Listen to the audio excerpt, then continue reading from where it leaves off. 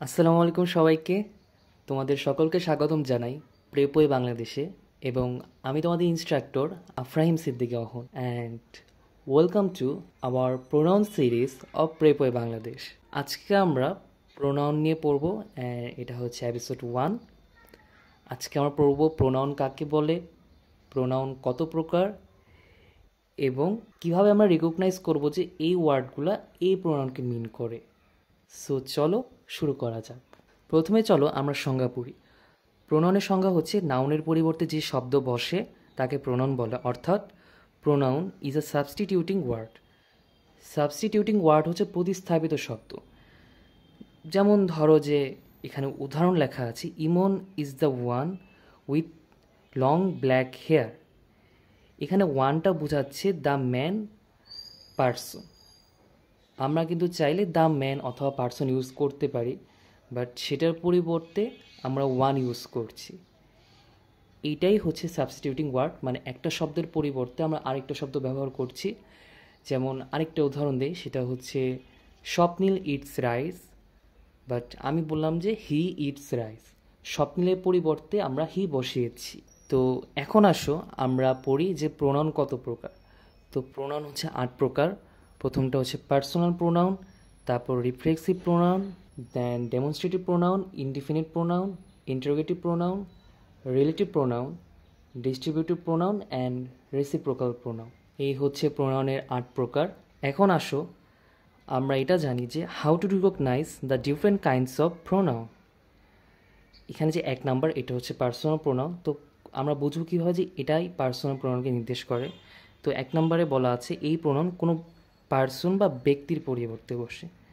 যেমন আমি তোমাকে যে শুরুতে উদাহরণটা দিলাম যে স্বপ্নের পরিবর্তে হি বসিয়েছি। দেন সেকেন্ড ওয়ান ইজ এই প্রোনাউন সেলফ বা সেলফ যোগে গঠিত হয় এবং কর্তা ও কর্ম একই ব্যক্তিকে বোঝায়।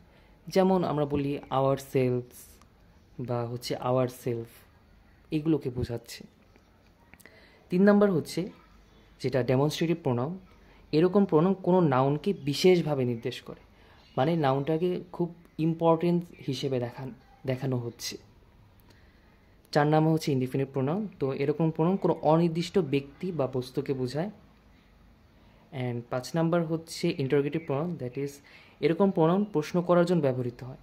যেমন ধর WH ওয়ার্ড, যেটা লাইক হোয়াট, হু, এইসব যে WH ওয়ার্ডগুলো আছে এগুলো। 6 নাম্বার হচ্ছে relative pronoun, and that is দুইটি বাক্যের মধ্যে রিলেশন বা সম্পর্ক বুঝিয়ে দেয়। অনেক সময় দুইটা বাক্য থাকে না, তো দুইটা বাক্যর মাঝে ড্যাট বসানো লাগে, তো এগুলো হচ্ছে আর কি রিলেটিভ প্রোনাউন। অ্যান্ড 7 নাম্বার হচ্ছে ডিস্ট্রিবিউটিভ প্রোনাউন। এটা হচ্ছে এই প্রোনাউন এক জাতীয় একাধিক ব্যক্তি বা বস্তুর মধ্যে প্রত্যেকটিকে পৃথকভাবে বোঝায়। আর 8 নাম্বার হচ্ছে রেসিপ্রোকাল প্রোনাউন, অ্যান্ড এটা হচ্ছে এই প্রোনাউন একাধিক ব্যক্তি বা বস্তুর মধ্যে পারস্পরিক সম্পর্ককে বোঝায়। সো এই ছিল প্রোনাউনের বেসিক ক্লাস। তোমরা আমাদেরকে কমেন্ট করে জানাও যে তোমাদের ভিডিওটি কেমন লেগেছে, অ্যান্ড আমার কোনো কিছু এক্সপ্লেন করতে যদি ভুল থাকে সেটাও কমেন্ট বক্সে জানাতে পারো। সেগুলো আমি কমেন্ট বক্সে সংশোধন করে দেওয়ার চেষ্টা করব। আর প্রোনাউন নিয়ে আরও ভিডিও আসবে। পরবর্তী ভিডিওতে আমি কথা বলবো যে প্রত্যেকটা যে প্রকারভেদ আছে, like personal pronoun, reflexive pronoun, এগুলো বিস্তারিত ব্যাখ্যা নিয়ে কথা বলবো।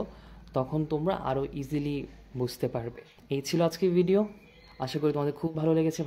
ভালো লাগলে তোমার সব বন্ধুবান্ধব সবার সাথে শেয়ার করে দাও, এবং তোমাদের সাথে আবারও দেখা হচ্ছে নতুন কোনো ভিডিওতে। So good luck.